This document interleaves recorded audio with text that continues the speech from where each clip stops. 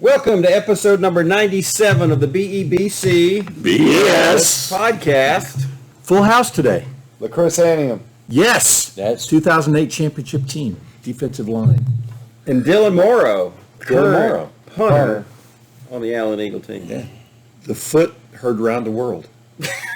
Can we? When they do the starting lineups, yeah. He has the best. Oh, yeah, Him the best and Gorski video. with the Gorski doing this, but Mr. Morrow, our bad to the bone punter. Yeah, we stopped doing the book with the sayings and stuff in it. It's right here. Where'd it go? The green book?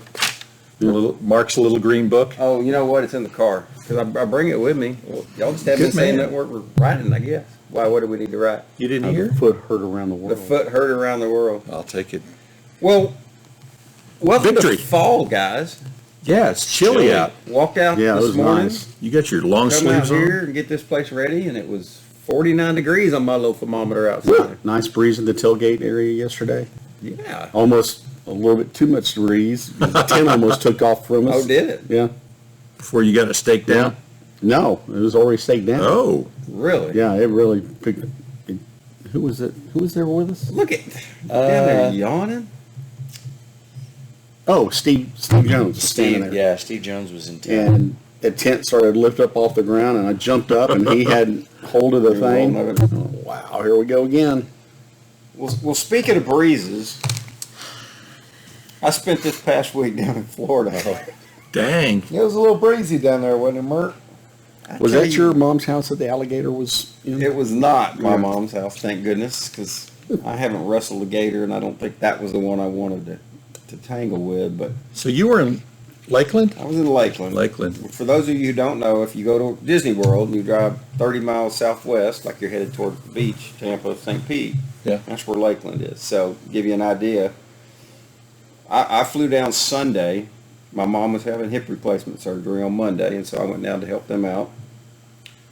And then all this hurricane talk started. And when we got there on Sunday, or when I got there on Sunday, the whole talk, of course, everybody in the news channel, it's all hurricane talk. It was coming to Tampa Bay, and it was going to come right up the bay, and St. Petersburg and Tampa were going to be drilled. And they have dodged full-on hurricanes for years. In that Fort Myers got area. nailed multiple times, I think. Yeah, and so that was the talk for a couple days, and then you wake up on Tuesday, and it did that shift, and it went 60 miles south, and went right up, Port Charlotte, Boca Grande, Fort Myers, Inglewood, just got absolute, as everybody has seen. It is like a Category 4, almost Category 5. Yeah, it was 2 miles an hour huge. short of a Category 5. And it was interesting because and I swear, I went nuts because every station you had on there, it was 24/7 hurricane talk. And it was just, the weatherman, you think Delcus goes crazy when thunderstorms happen around here? You should have seen these guys with a hurricane. Oh, you mean that when they Down don't forecast it, and it shows up, and then they go off the wall, off the chart about it? But it was just nonstop talk, and it was interesting to learn, though, because Charlie was, 2004, Florida had 3 hurricanes hit it in the same year. And this hurricane kind of took the same path as Charlie. And Charlie hit as a Category 3 hurricane. And the thing that I learned, they said the tropical storm winds for Charlie extended 40 miles out. The tropical storm winds for this storm were 170 miles. Oh, my God. That's huge. It was huge. And I think It's you scary. realize the size of that thing. Huge. Yeah. Huge. And so it actually, the eye passed Lakeland about 15 miles south, which was a blessing because the difference between the rain down in, say, Lake Wales and Lakeland, which are about 30 miles apart, was like 10 inches of rain. Wow. But Wednesday it started ramping up, and those winds started kicking up, and you were just waiting for trees to come on your house, through your windows, whatever. And we had probably 90-mile-an-hour winds overnight Wednesday. And laying there in bed and hitting that window, and it sounded, seriously, it's the tornado sound. Those freight trains just so loud, so stinking loud. And you were on edge all night waiting. And it was crazy. That was my first hurricane. I've lived in Florida for many years, and never was in one. And that was pretty wild. And bless those people's hearts. That's such a mess down there now. my cousin lives in Fort Myers, and they stayed in their house. He works for the sheriff's department, so he couldn't leave. And so he was in the house with his wife and son in the bathroom for 8 hours. Wow. And they had 140-mile-an-hour winds at their house. Roof was all torn up, lost a brand new fence they put up. Every bush and tree in their yard is gone. I mean, it just uprooted everything. Gone. They had a great yard. And he texted yesterday, said they don't expect water back at his house for months. And his sister's bringing water down from St. Petersburg, using the truck and bringing water every other day. You got to figure out how to, hopefully everybody saw the line crews and stuff staged and ready to get down there. And Yep. I'm sure the Baptist men's organizations are Yeah. headed down there. Right. It was crazy. Like I drove to the airport yesterday to Tampa, and I probably passed 100 line trucks headed down that way. But yeah, they had them staged. And I give Florida, DeSantis did a great job of getting people prepped for the aftercare. Because it's one of the things they were talking about was, and I don't remember which hurricane it was. The last big hurricane that came to Florida, they only had 7 hurricane-related deaths, but they had 77 deaths after the hurricane because, people would touch down power lines, they'd go into the floodwaters or whatever, but the hurricane itself didn't cause that many deaths. Wow. And so he was trying to help prevent people from being stupid and stuff like that. But they did a really good job. He was all over the place. And you can't prevent too much. no, People being stupid. Yeah, that's true too. But it was wild. So yeah, it was breezy down there this week. I was glad to be able to get out. The airport was closed until yesterday about 10 o'clock. I told Alan, I said it was eerie coming to an airport. You walk in, first of all, there's no people. Because I was one of the first flights back out, and there's no planes because everybody flew all their planes out. And so you had to wait, and like 10:30 yesterday, planes started landing. And you're like, okay, it feels normal again. How weird would it be for the pilot, the first one in goes, well, there's no planes. Look around, you can have any gate you want. He's doing donuts on the tarmac. Pick a gate closest to the terminal. Crazy. So, people of Florida, bless your hearts, and Prayers, get back prayers to you. normal as soon as you can. Stores get reopened, power gets restored. Yeah. The floodwaters recede because even as that storm went across the state, just northwest of Orlando, went up there Daytona area, they got like 17 inches of rain up there, and they were having a lot of flooding up there that they weren't expecting. It was just a mess, and that's when the gators and the snakes and everything started showing up, And sharks. and sharks swimming down the street. It's Crazy. just like Crazy. Just in time for Halloween. brutal. Yeah. Exactly. But it's a mess. Fort Myers, Sanibel Island, that whole area down there. If you go there for vacation, just wait Yeah. a couple of years. It's going to take a while for that to get back to somewhat of a normal situation down there. It's changed forever. Football game last night. Homecoming. Yeah. Hoko. Hoko 2022. What a pep rally. If you haven't seen that video, search on Twitter, wherever, and find that video. That was pretty pep cool. rally Pretty is cool, yeah. on fire. I tweeted that video to the director of bands at Florida State University, David Plack. He's a friend of ours now, and I said, He responded? I said, Abato's out there bringing up his roots, because Abato was at Florida State for a while, so that Uprising, they were playing that when they were doing that video thing, so I was like, he liked it, and that, so that was pretty cool to see that. Maybe that's what was affecting our field goal kicker last night. Oh, yeah, that what it was? Mistakes, you know what I'm saying? Oh, wide ref. There are a lot of things going on last night. It's another interesting game to discuss here, which we will do after we talk to the coach. Yeah. We'll have him on in a minute or two. But Allen wins 34-14 to move to 3-0 in district, 5-1 on the year. Literally, I mean, Well, we were doomed from the get-go. We won the toss. Well, Yeah. they did. And deferred. This year, that's a bad deal. Didn't know how to act. We ought to ask the coach if he called it or had the boys call it last night. Yeah, was that a fake flip? Yeah. Coach call. Coach call or Coach call. player call. God, I went blank there. See, you've rubbed off on everybody Don't this blame morning. me. Yeah. You're the one that had a blackout at breakfast this morning. Well, he's had a couple since he's been here. What are you eating down there? Good and Cheese. plenty. Good and plenty. Cheese. Little I lic- hated this stuff. little growing up, licorice and all of to a sudden start I your love it as morning. an old man. I think it's the only thing I can still taste. Mike and Ike's are good for Leave me. me alone. Jesus. You want cheese with that? What? Inside joke, Scattered, folks. covered, and smothered. But a pretty funny one too. So let's give old Coach a call, see what his thoughts were. He see how many ringy dingies it takes to. He was one last week. Hello. Coach, Good morning. Wow, that's a half a ring. dude, that was like the quickest pickup yet. Well, yeah, I actually was walking and was visiting with some coaches about a couple of things and knew y'all were about to call, so that's why I was heading back over. Wow. Blocking out time. Yeah, thank you so much. Yeah, we had a little bet on how quick we thought you were going to pick up, and But it typically would not have been that quick. We all lost. So are you saying you intentionally make us wait a few rings just to see? No, I just don't hear it because I don't ever have my ringer on. Well, The counter usually, and I'm grading film, but now I've had it in my pocket in case I got stuck in there longer. So. well, thanks for hopping out and taking a few minutes with us. Congratulations on another district win last night.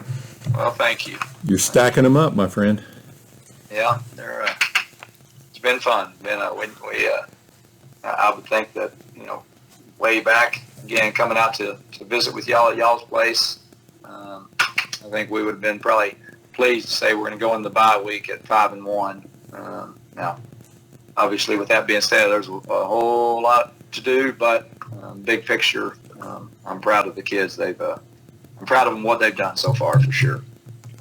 Well, it's yeah, because we go back to that conversation, 7 or 8 weeks ago when we sat down. There was a lot of newness for a lot of people, including all the coaches.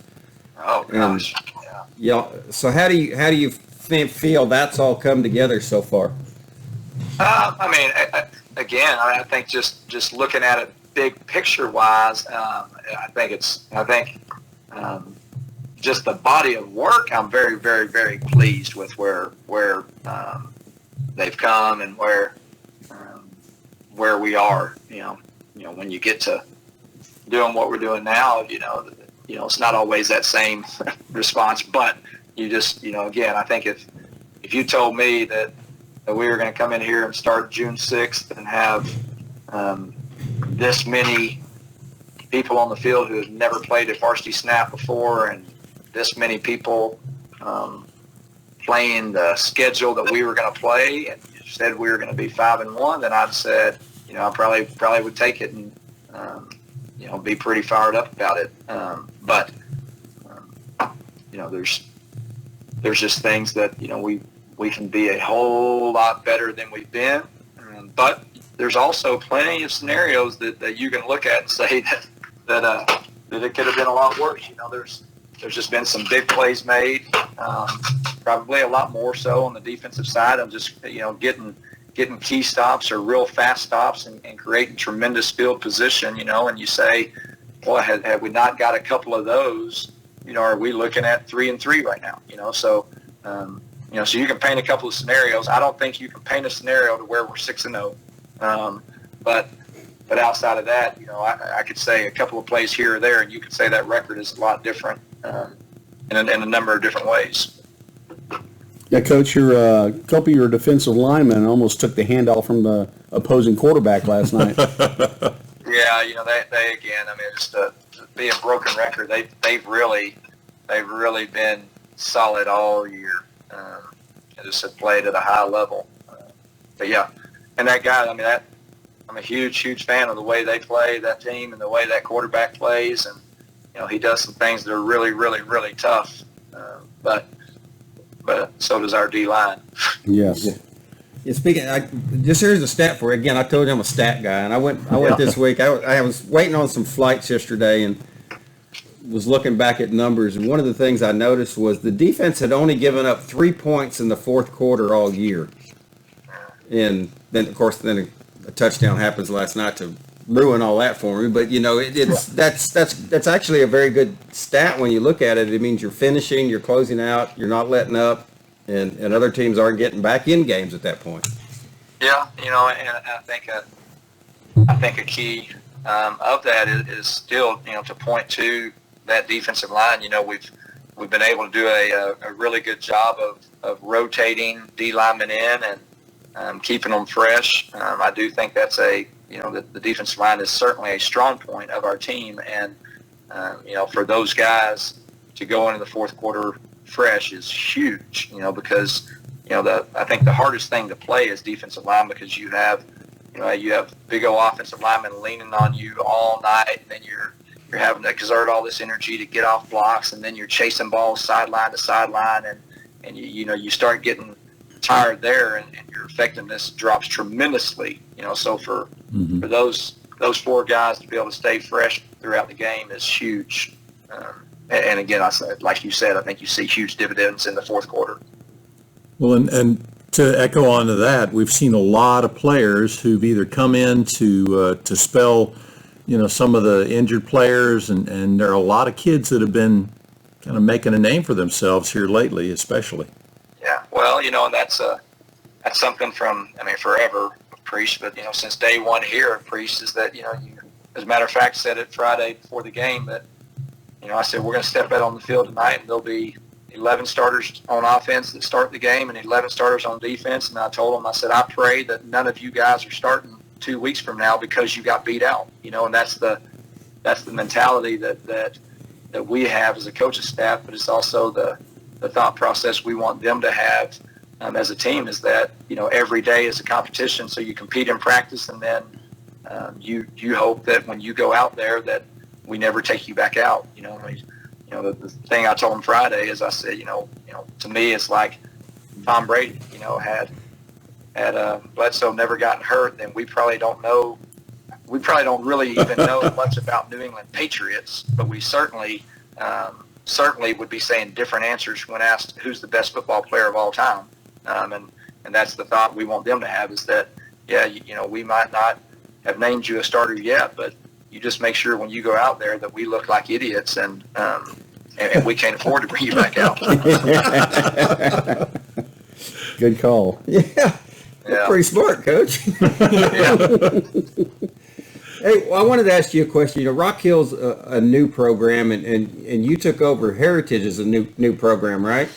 Yes, sir. All right. So what were the biggest, or are the biggest, challenges in doing that? Because I know there's got to be just so much that you have to put in place and things you have to do. Yeah. So there were, but I don't know that, I don't spend a lot of time focusing on the obstacles or the challenges. What I would say, there was just tons of opportunities. It was just anytime you get to go and start something completely new, you get to look and say, at that point in my career, I guess, what was I there, 7? So I guess I'd been coaching. I'd been doing it for 21 years. So you sit there and you have in your mind things that you love, of course, but then every time you go somewhere else, there's certain things that maybe you don't love, and you're like, well, but this is, you're not going to change this. Well, when you're able to start a new school, you don't have to worry about changing anything. You get to do it all exactly like you wanted. And so that to me, it was, you have the challenges of really the biggest was just putting together a staff, I guess, and making sure you don't mess that up, because you're going to start a culture and you want everyone on the same page. I guess the challenges of you roll into a first game, and I don't think there's any way that you have every box checked. But for instance, I as doing most anything, I'm going to call and visit with a ton of different people to get ideas. Well, when I was opening that campus, I had called done research with a lot of different groups, but one was coaches who had opened new schools, and one of those new coaches told me that, he said, you'll feel like you've got everything done, and he said, we went out to the first game that this is him talking, we went out to the first game that we played, and I had everything set up, had somebody set to sing the national anthem, all these things, and we go out there and I realize I don't even have a flag, and just things like that you don't know what you don't know until you find out you don't know it. And that to me is the biggest challenge of a new school. It's more of a challenge than going to a school, an Allen or any other school that's already established, just because of so much unknown.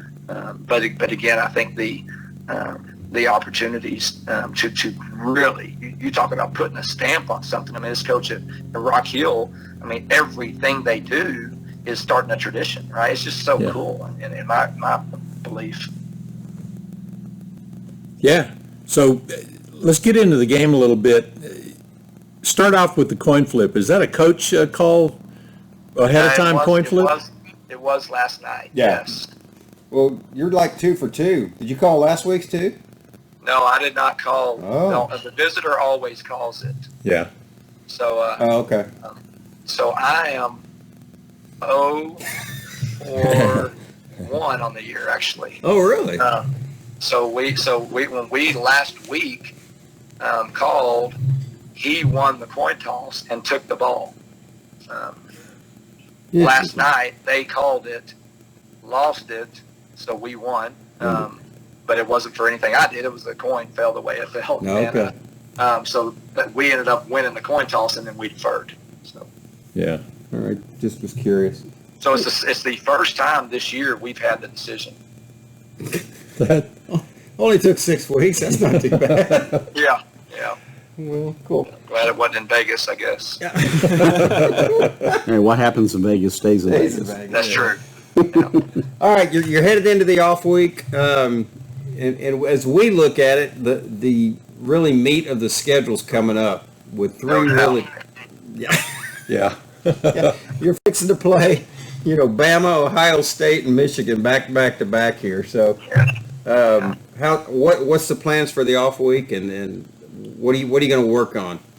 Well, we'll finish getting through film today, and the kids through their stuff that we have this morning, and meet, and we're still trying to find ourselves, as a team, in my opinion. Just really find what we thrive at and what we can do against Bama, Ohio State, and those guys. And then we're going to have to really, really, really improve upon those things. So, this week will be a week that we'll really focus on that. It'll be a whole lot of reps. Then kids next weekend will have the weekend off, which will be their first weekend off since we started in August, and then we get right back Monday. We'll roll right back into a normal game week. Okay. McKinney blew up offensively last night. Yeah. Yeah, I haven't watched them for a snap, but what I keep hearing, I know they had a move-in quarterback. I think their running back, they tell me, is special. And they had been saying that they were going to be really, really good on offense all year.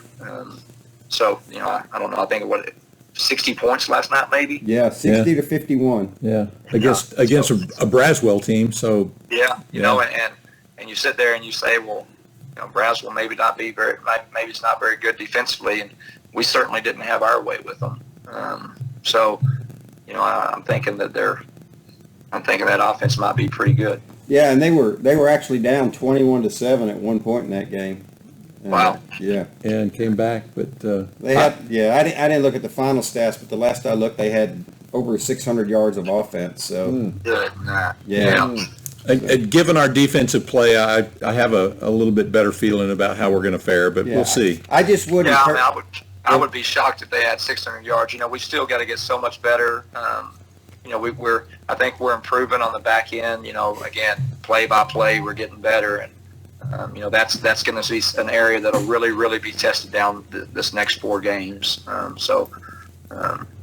That'll be really, to me, exciting to see let's just continue to improve. Yeah. Hey, how close were you to Taylor Collins' interception last night? Really close. That was really neat play. That really the receiver should have completed the catch. Right. And it was bang bang, and that was very instinctive of Taylor to win the pull away ultimately. But yeah, that was a fun play. That was cool. Well, softball question of the week. Here we go. You got it. We got a dinner for 4. You and 3 historical figures. Who you picking? I'm gonna take Jesus.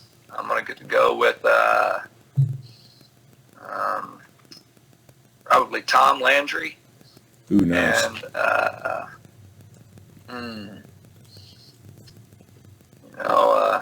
I got to start giving you these ahead of time.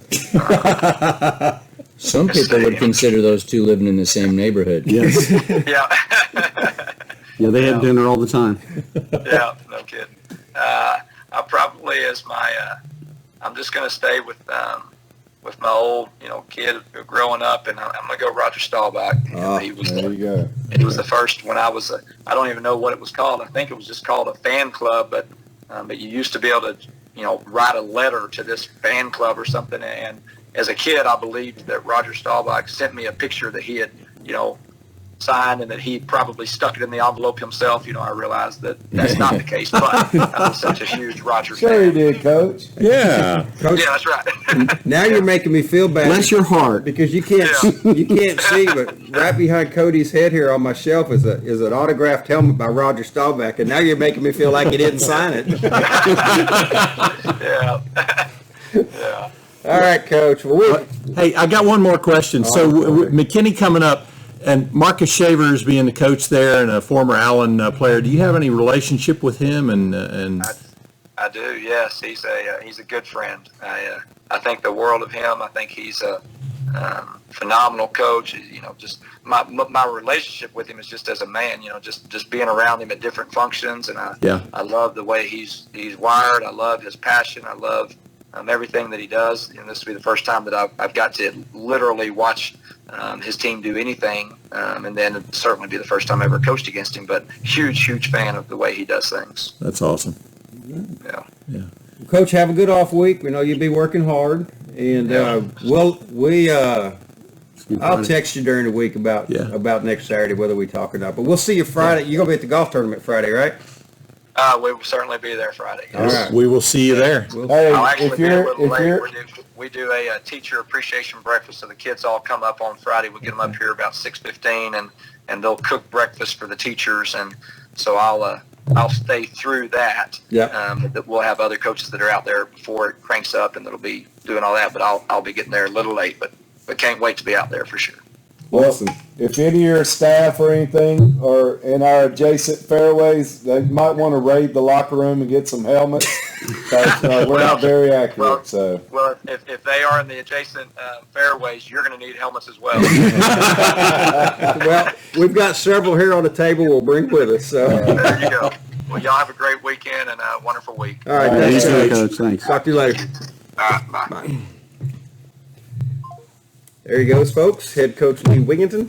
Love those conversations with him. I was going to ask him if he's the one that brought the foghorn over from Braswell. From Braswell. Oh, God. Nah, I'll let that Third go. down He foghorn. probably knew nothing of that. Oh, God. And then there it was. But I like his insight Yeah. because he says it every week, and he's gotten off the thing of kids don't have experience, which Right.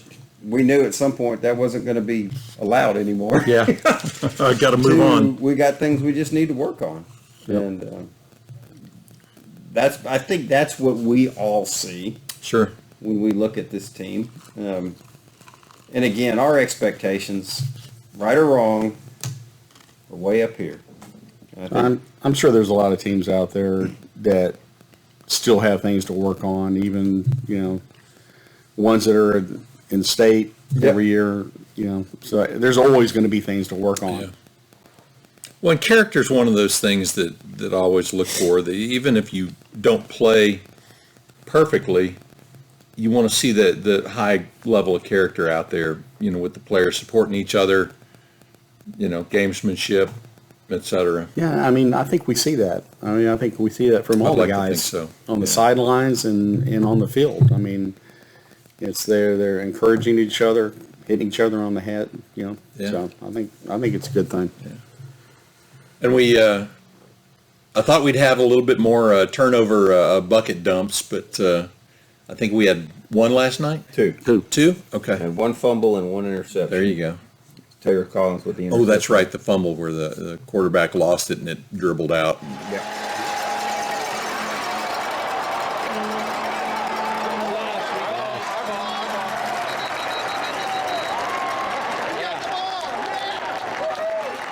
Fumbled by number 9, Kevin Sperry. Recovered by number 45, Jamie Morgan. How many we got this year so far? Turnovers? Yeah. No, but I'll look it up. Yeah, We'll have it I think next For the week. stats man. Yeah, I think And stats man's It'll be a surprise. the right-hand man. That's right. how So, many stats you have. So you got to remind us how to segue into that again, Cody. That was a long time ago when you I told forgot us what the that. topic was. Yeah, and Alan's napped 3 times since then. Yeah, we need to be reminded. What was the topic? Improvement across the course of the year. That's we'll do game stats real quick here for those of you who don't get them. Allen ended up with 515 yards total offense. It's respectable. I think if you go back and look, that's been a consistent, and what I try to look at is, okay, you can get all the yards you want, but if you're not scoring points, so you like, how effective are you with the 515 yards that you're getting? A little bit more dependent upon big play as opposed to Grinding it. grinding drives. But Yeah. Rock Hill had 302. Allen had 227 passing. Hawkins, boy, this thing just drives me crazy. It was 18 to 27 for 227 yards and 3 touchdowns. Messiah Washington showed up big last night. he went off. Oh, yeah. yes. 11 catches, 161 yards, 2 touchdowns. I mean, for the life of me, fellas, I cannot remember his first touchdown, the 33-yarder. I'm trying to think of, because the 55-yarder was in the second half. Well, I mean, I can't remember the 33-yarder for the life of me. Oh, I remember it. Yeah, because I watched it on film. But Explain it, Andrew. yeah, well, I mean, I think it was like a third down, and Hawkins had dropped back and was getting some extreme pressure, and he threw a dime right into the end zone, and Messiah had a little bit of a break on him, North or south and end zone? came around north end end zone. zone. North, Yeah. but he caught it short of the goal line, though, and went in, right? I thought he was in the end zone. It was and pretty close. Came around, Yeah. yeah. The good thing about that, though, is like the scramble drill came into Oh, absolutely. like full effect, where they tell you, either work yourself back toward your quarterback or away, and Hawkins did a good job of keeping his eyes downfield, had a little bit of space when he got outside Right. the contain, and just looked very poised and saw his target. And Yeah. Messiah's a big kid. Yeah, with some good hands, and Yeah. he's got some good So he vision went too. up So and got the cue the highlight right here, my friends, because We'll do it was And nice. that was a 4th down play, too. And that I'm looking Oh, at. was it? Okay. Yeah, 4th and Yeah. 3. Faked you out.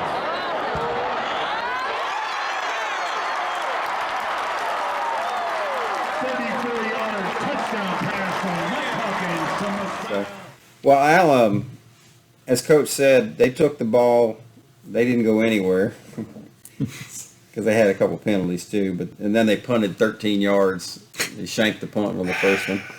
So Allen gets the ball. Well, I think there's I saw several reps or coaches go like this, so I think maybe one of the players got their hand on the ball because it did go pretty Which much is why right. Yeah. He ran into the kicker, but Exactly, and no because there was a flag. tip, no flag. Yeah. All right. That drive, the Eagles score on with a 9-yard pass to Devon Mitchell.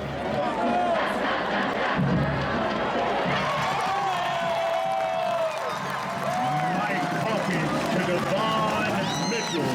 Touchdown Eagles. Who I'm glad to see being utilized a little bit more. Number in the 82, offense. because he was open a lot. And he's got the best hands. Tall. And he was going against the free safety, who was just a wee bit short. A wee bit? I like it. Rock Hill gets the ball. They end up punting. Allen gets the ball. They end up punting. Rock Hill gets a crazy 66-yard run. Yeah. It's like, how did the guy get free? But he did to, get down into Allen territory. And then Kevin Sperry completes a 7-yard pass, and you look up and you're behind 7-6. You're like, how did that happen? It happened because they're playing with their food. Yeah, and that was at the end of the first quarter. And so on the ensuing series, Allen scores on the 33-yard pass, as we discussed. Yeah. Rock Hill goes 5 plays, minus 3 yards. That's when that defense just Stepped up in a continues to major step way. up. Yeah. They get the ball back. They go 7 plays, 65 yards. Sibley rushes for a 12-yard touchdown.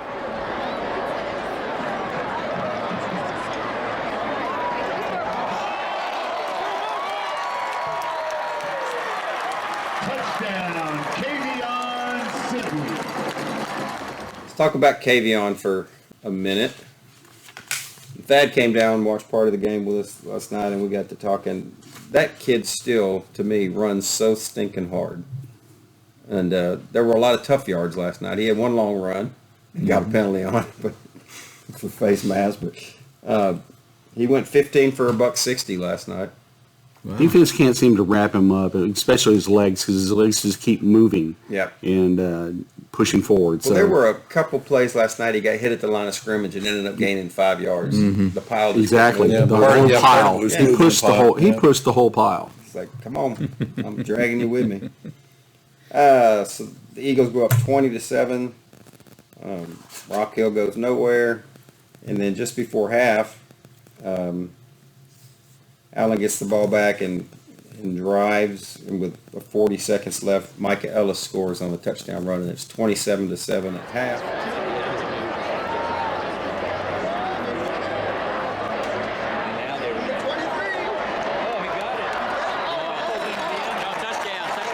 Micah Ellis, touchdown Eagles. Yeah. Nice TD run. Yeah. Game's over at that point. Yeah. You kind of look and say, this defense is playing. And again, we'll get into what Cody's got here in a minute, but just the fact that the defense has been outside of the Bosco game, and again, turnovers caused a lot of problems there. But outside of the Bosco game, this defense just isn't giving up much. You know, and there may be a little bend break at times, but for the most part, I mean, Yeah. you gave up 7 last week, you gave up 14 this week, you gave up 24 to Boyd the week before, you gave up 16 to Martin.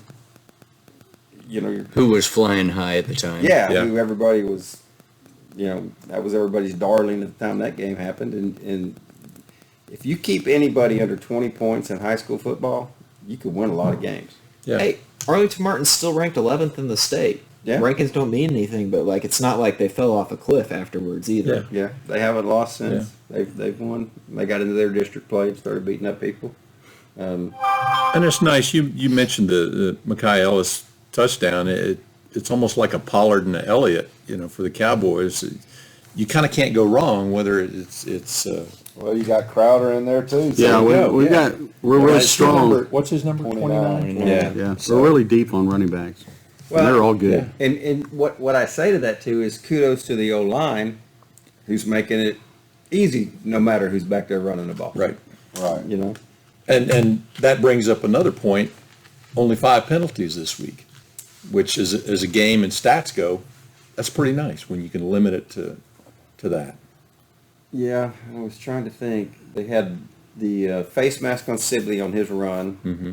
And then 2 personal foul late hits. Late on the start. side. Yeah. So Which, that's False start. and then It's 2 false tough. starts. That one of them looked kind of borderline, and the other one looked kind of really late. Well, and that one on our sideline where Ozoma, Zena Mosley. Zona. Hey, That was a retaliation hit. Well, but- I'm convinced of that because if you look at that well, play, but the guy ran into Sperry ran the ball. him. Well, he didn't run And into. He ran into somebody else, and he lowered his shoulder and lowered the boom on our defender. And I think Zena was retaliating and said, "If you're going to do that to my guy, I'm going to do it to you." Our guy ran into Zena, who then hit the guy. We'll you're- play the highlight. We've got I the didn't see highlight, that. But it was fourth down. and it was kind of Yeah. incidental, and that gave him new life. Yep. Yeah. So Not that it mattered, but Yeah. because they didn't score anyways. Okay, I only need some new life right now. Second half was kind of a. I don't know what it was. It was the 7-7 tie is what it was. Snoozer at times, you Yeah. know. It's just like back and forth, back and forth.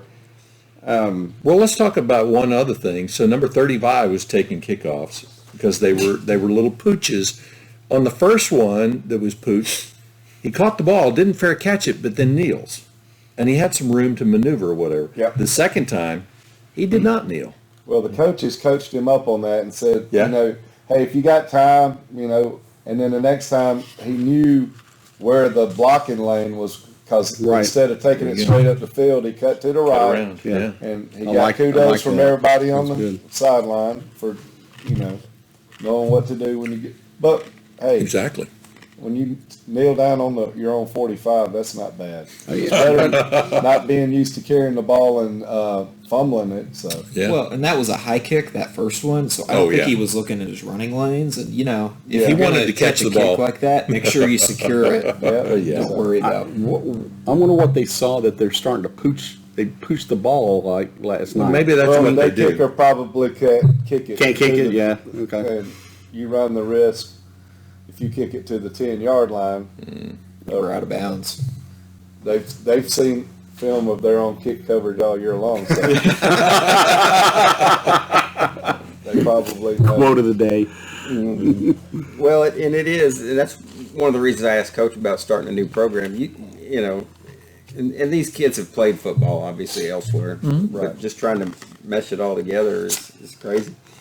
Allen does score on a 55-yard touchdown pass, the prettiest pass of the night from Hawkins to Messiah Washington. Laid it right in. Messiah had broken free, had 4 or 5 yards on the guy, and he just laid it in there. It was just It was perfect. that's the way you want to see it.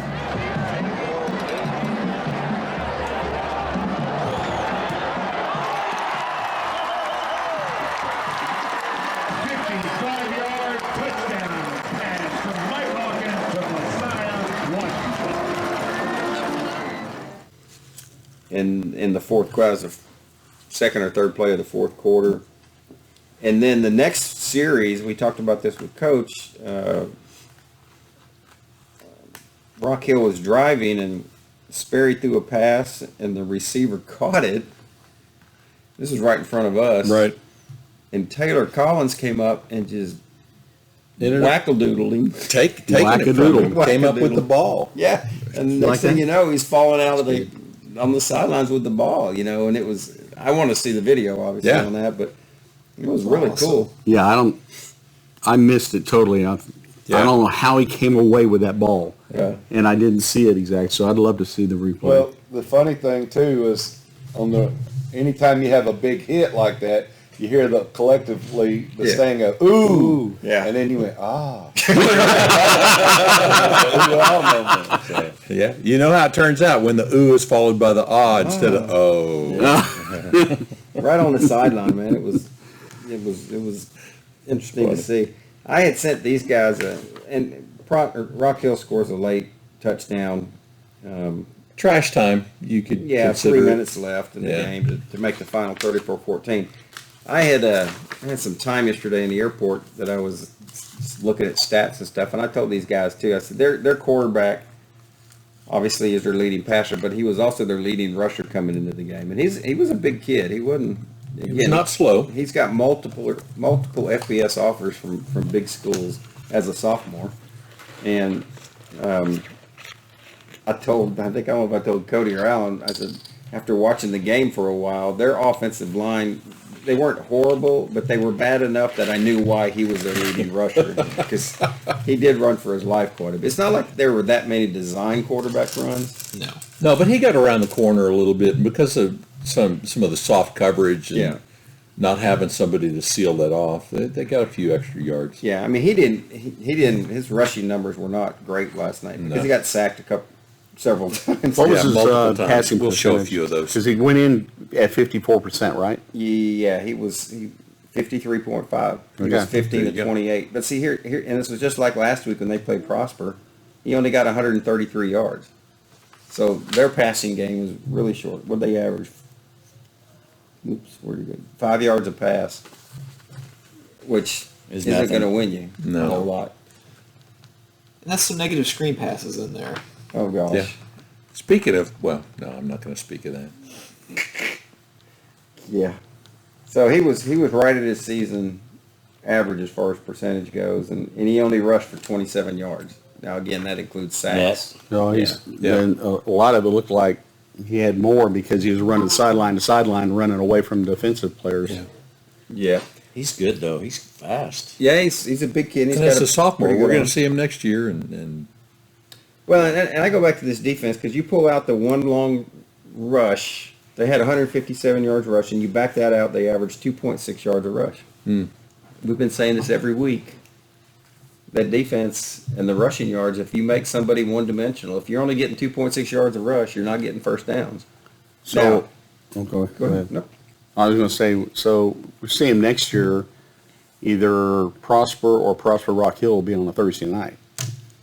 Because don't they Yeah. play at Prosper ISD Stadium? They did. yeah. So Yeah. one of those two games will be a Thursday night next Oh, year. because we had them both at home. Yep. Yeah. Yep, you're right. Well, something to plan for. Getting to Prosper on a Thursday night. Road trip. Yeah, exactly. So one of the things that Cody brought up and that we were talking about earlier off air was from the Bosco game to here we are now, what have you seen from the team that has been improvement? Or what have you seen that you think, okay, we still need to work on? It's day and night. They don't look. The first game they looked like they didn't know what to do, scared, and they've slowly put it all together. And the defense is just like at a different level. You know, I mean they're way up Defense has definitely elevated themselves, Yes. and I think two area concerns we had early was brand new O-line, Yep. brand new secondary. yeah. And those areas, both, to me, I know the communication on the O-line has gotten a lot better because when they come to the line and then they check the sideline, Hawkins gets the call, yells it up to the line. The line's there. You see a lot of Pointing. pointing. Yeah, They're yeah. getting their keys down. Helping And each other. Yeah. So no matter how good you are, if you're not blocking the right guy, you know, Yeah, as far as your physical ability, you're not going to. So that's Yeah. cleaned up a lot. And like Coach was saying, the back end on the secondary has shown improvement. So And they're playing a ton of kids back there too. Yeah, I yeah. bet there's Yeah. 12, Yeah, a lot of numbers. 15 And kids for various on there. reasons, yeah, in linebacker play, we've kind of rotated some, kids in, and So- some of them are making the video on the starting lineup. and in years gone by, like we always, we play Cedar Hill and Tom Landry Classic. Yeah. And man, we'd look like world beaters, right off the bat, right out of the gate.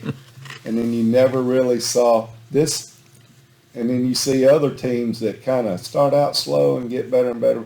I think we're at the results may not be on the scoreboard, but the way the kids are playing, Progressing. I think they're starting to progress each week in areas that Yeah. obviously is areas that the coaching staff have seen that we need improvement in, and sometimes it just takes time to get that traction, and I think we're seeing it.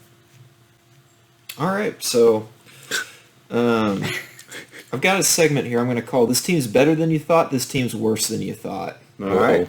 Jekyll and Hyde. So like it. I've gone and gotten a bunch of stats on the teams that we've played this season. And so we're going to go around. And if you're at home, leave your answer in the comments section. Pause the video after I ask the question. You can play along too. So All right. And when What you're was that? pausing, press subscribe too. Yeah. here's what I've done is I've grabbed the score of every game each team we've played this season has played, All right. and grabbed their average points scored and points given up. Okay. And compared our performance to those averages. All right. So with that metric, what was our best offensive performance this year? The best offensive And we'll just go around, get everybody's. based upon who we played and how that was against their average. against their- C. King, I was going to say C. Yeah. King. I would agree with that. Anybody else? I agree with that. Seemed like the best offensive. All right, you are correct. That is our best offensive performance. They give up on average 28.4 points a game. We dropped 49 on them, so All right. almost 30 points better. What's our best defensive performance? Boy, that's going to be. I would Last say week. Martin. Scoring defense? or- Based upon the team you play. Mhm. Oh, Braswell scores a bunch. Yeah. But so does Martin. I'm going to say Braswell. I'm going to stick with my original. I'm going to say Martin. Martin Braswell, Thad. Do I want to agree with Mark? Or No. You're independent, dude. You're more Switzerland knowledgeable. here, bro. the eye test for me feels like I should say Martin because the way they played. Yeah. Now, statistically, It may be Braswell. Could well, I'm gonna say I'll say Martin because that's what I like better. Yep.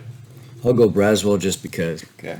I say Braswell because I watched Martin run the ball down the defense's throat the length of the football field. Yeah, as opposed to Redefine that question. Let me make sure I understand the question. So compared to the average points given up by that team, Okay. offensively, which was our best performance? Yeah, I'll stick with Braswell, just because. All right. It's Houston King. Really? Yes. Wow. So, So I far, quit. the best game has been. I'm over two. Well, I'm 1-1. so let's sort of talk the pattern here. One thing I didn't realize is I went back and I looked at all the games St. John Bosco's played this year, right? We've scored the most points of anyone against them this year. Yeah. Yeah. We scored 14. They've given up 7-0, 7-0, and 3 to the other 5 teams. Well, they've that's played. because California sucks. But Well, and I was going to say, Oh, that's when boy, our they're offense laughing at was us now. Horrible. And our defense gave up 52 points, but they're averaging 48.5 a game, so that's right there. yeah, And they're yeah. average.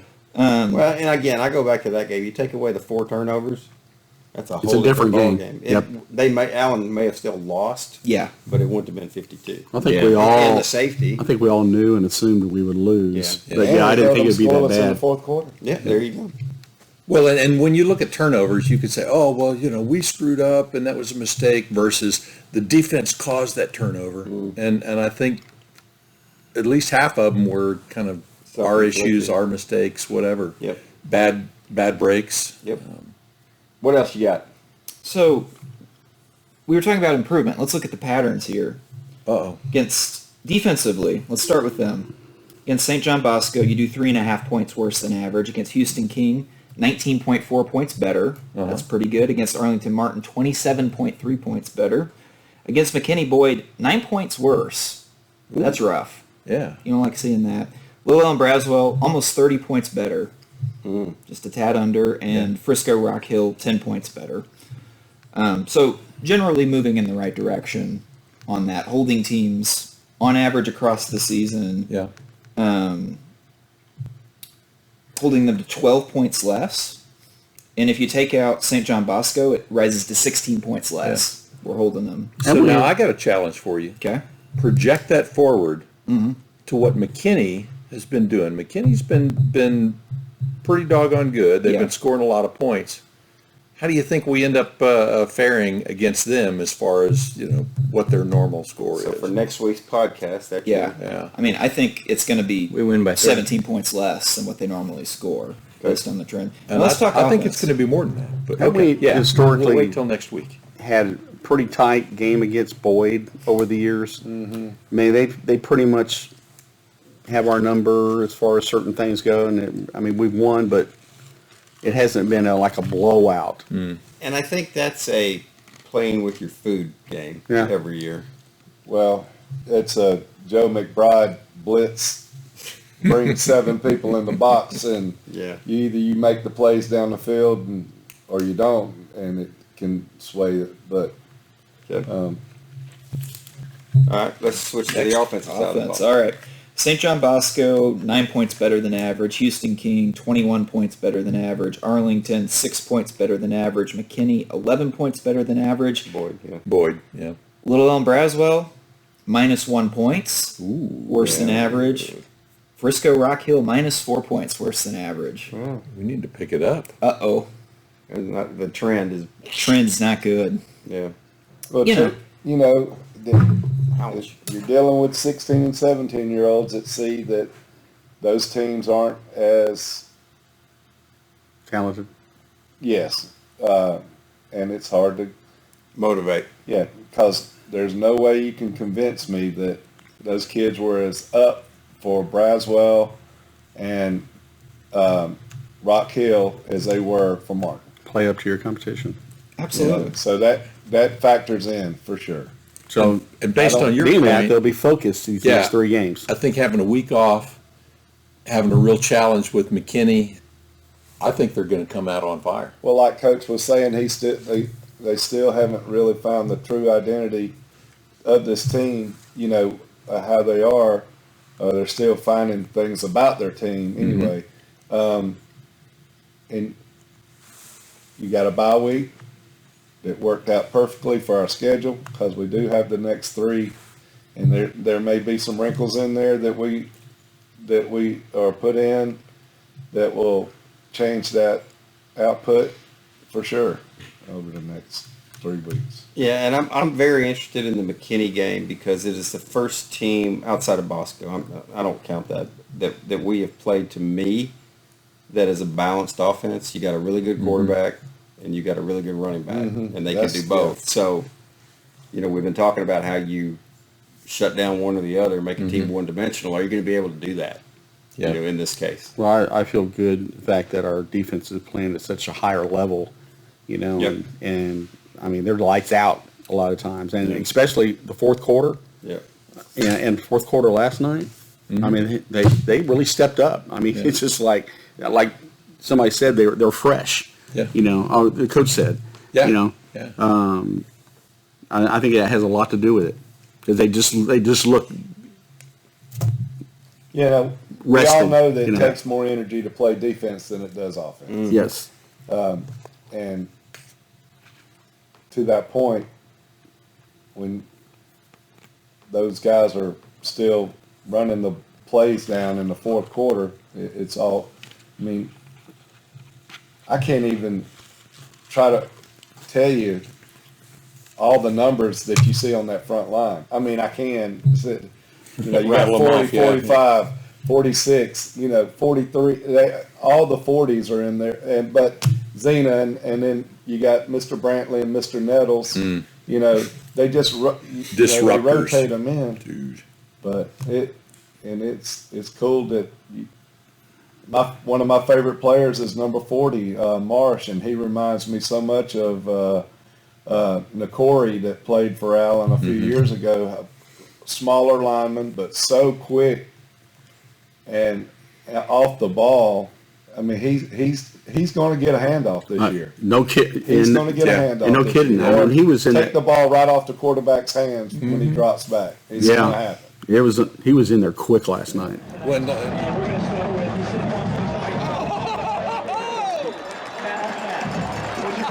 Victor Chianuma stopped in the backfield by number 40. what you're saying also, that they seem to really be taking that challenge of, hey, I want to win that starting spot. Or I'm not comfortable with my starting spot. I need to raise my level. In so many games this season we've come out, we're like, man, we won that, but it feels bad. And I think part of it is we're seeing something that's rare in Texas high school football. A lot of times you get to the playoffs and you'll see a game that 70-68, 54-50. You got to go out there and you got to put up tons and tons of points to win. We're a really strong defensive team. Really strong based on these stats.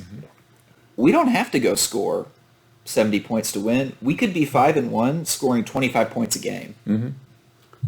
We could be looking And protecting the ball and good special teams. The Right. old basics of Right. football. we could be looking next year in having a defense as good as 2013, Yeah. which is very exciting. Again, you take out the Bosco game and you're giving up 15 points a game. Yeah. And you can win a whole lot. That's not As asking long a as whole you lot. score 16, right? You're not asking a whole lot. I just had to throw that out. for you Two not to touchdowns, know. two extra point conversions. If the offense stops tripping over its own shoelaces, Yeah. this is a real team right here.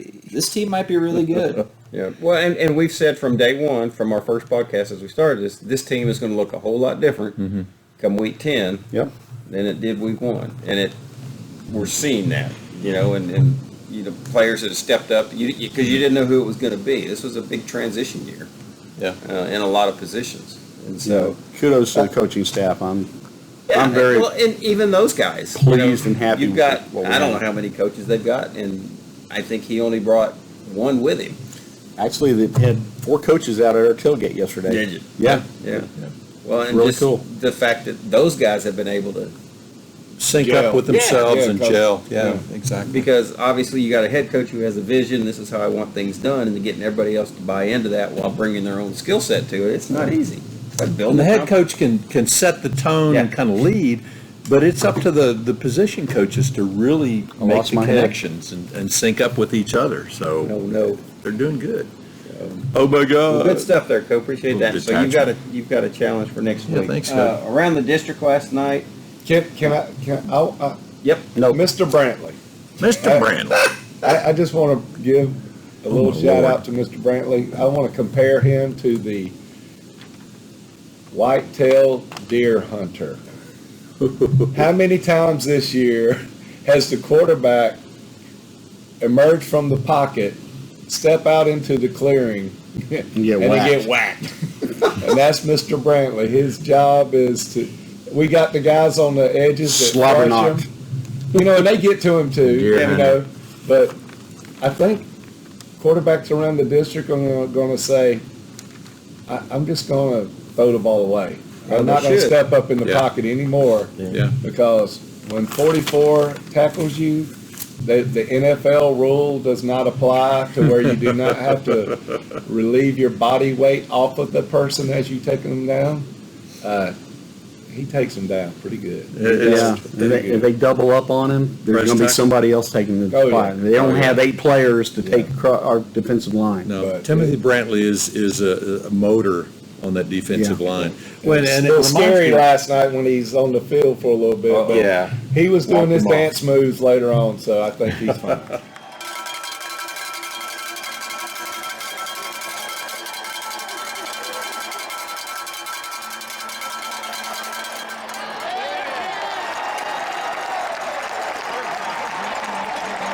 Kevin It reminded me of the 2012 defense, defensive line. We had number 99, Lance, Lance. and then we had Marcus Marcus Davis. Davis, Stone who was Drillman. Stone Drillman. And in Jordan 12, we had Radcliffe. Bond.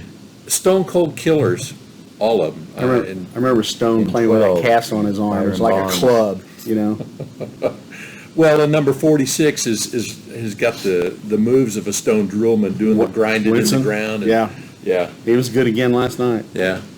So Brock Winsett, good job. Yeah, all of them. Kudos to the It's- defense. We It's really are exciting. watching We you. love defense. Yeah. Around the district. Around Yes. district, McKinney, as we mentioned earlier with Coach, beat Braswell 60-51 in a game they did trail by 14 points early. So don't count them out. Got to stay Yeah. on them. Prosper Sorry, folks. beat the pants off Little Elm 59-6 in a game that was 59-0, I think, at one point. And then Geyer beat Boyd 56-7. So you're set up. What I feel is going to be the 4 playoff teams is who Allen's going to face the next 3 weeks. You're going to have Allen, McKinney, Prosper, and That's Geyer right. be your 4 playoff teams. And McKinney's at home. Denton Geyer is at C.H. Collins. Yep. Prosper's at home, and then Little Elm is at Lobo Stadium. Yeah. So it's going to be interesting. So It'll be a snoozer. the district is off this week. When we come back in 2 weeks, obviously Allen has McKinney. Little Elm will play And- Rock Hill. Geyer will take on Braswell, and then Boyd will take on Prosper. And I think if you look at least the Prosper and the Geyer games, they will be heavy favorites in that. Allen and McKinney